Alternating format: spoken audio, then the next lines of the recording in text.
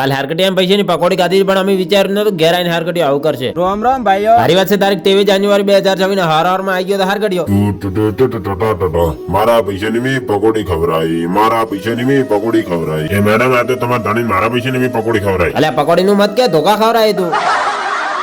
તિરુમાજી તમારા સિયાન પૂછો મારા પૈસાની આ તો ખુબાથી પકોડી ખવડાવી. લીલા કાકા આ તો મારા પૈસાની બધાને પકોડી ખવડાવી ખુબાથી. એક કામ કરે આખા ગામમાં લંગો વગાડે એટલે બધાને ખબર પડે કે તે પકોડી ખવડાવી. એ ગામ વાળો આપણો 22 તારીખ ના મેં બધાને ખુબાથી પકોડી ખવડાવી હતી મારા પૈસાની.